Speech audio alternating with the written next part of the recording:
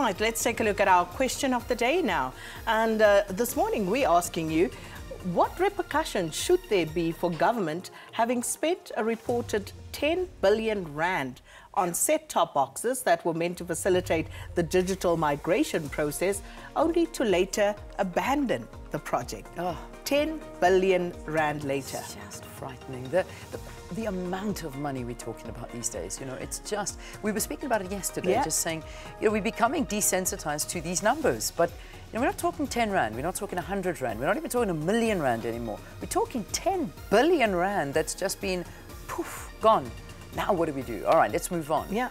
So, yeah. You think about it, just put it in context, that would be about 20% of the SARS shortfall. Yeah. Right there. Exactly. But yeah, this is what it is. Okay, moving on to some of the top stories that you can look forward to today. And these are some of the top ones. Residents from 19 predominantly coloured areas will be marching in Johannesburg today to draw attention to the rising levels of crime and also what they call economic exclusion in their communities. And that, of course, bar Eldorado Park, who've decided to go on a different trajectory. They're saying they're tired of all the negative news coming out of the area, so they want to put a positive spin on it. And I was speaking to someone yesterday saying they will be holding a rally for matriculants, 1,200 matriculants today at the Extension 6 Stadium. Okay, nice take on that one. Hopefully we can chat to them in the program sometime. All right, another story to look out for. PRASA and the rail safety regulator will return to the North Gauteng High Court as PRASA continues to challenge a decision to suspend its safety permit following the Kempton Park crash last week. Education and Training Quality Assurer Umalusi will brief the media on its state of readiness to administer the end-of-year national examinations. And finally, more than 20 schools around Inanda in KZN are expected to march demanding that corporal punishment be brought back. Wow. Okay. Say what?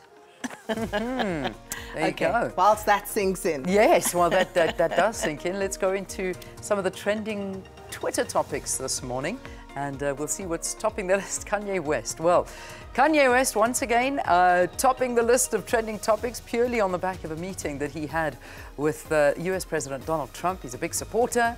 He went on an 8-minute, almost 9 minutes of I'm not sure what he was talking about. He was comparing himself to Superman. Twilight Zone stuff. Just listen, take a listen. Then we're cheating on our country. And we're putting people in positions to have to do illegal things to end up in the cheapest factory ever, the prison system.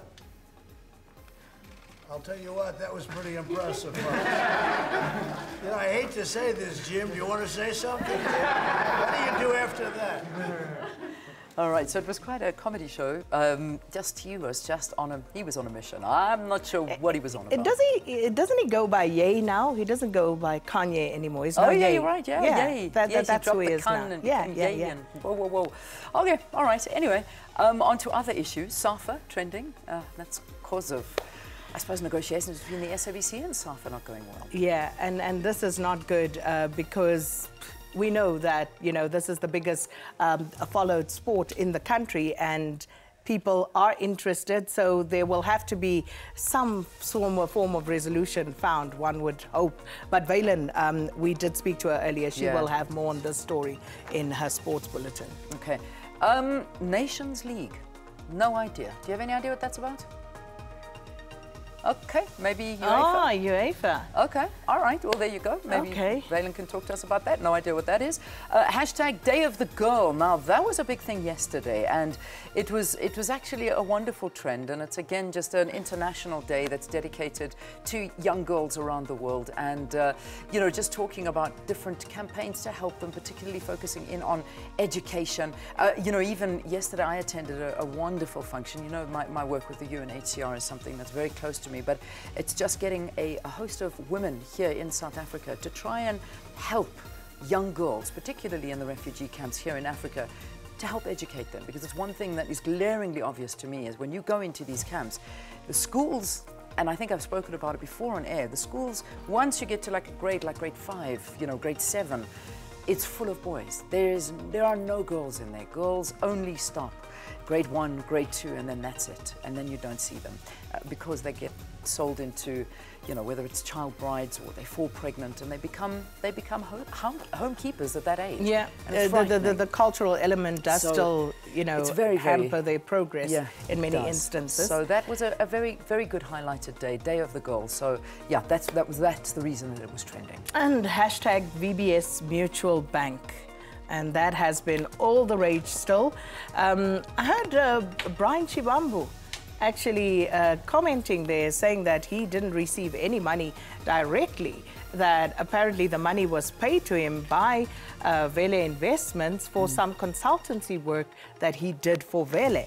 So it's going to be interesting to see how all of this unfolds. Sure. Join the dots. Okay. As we go along. All right.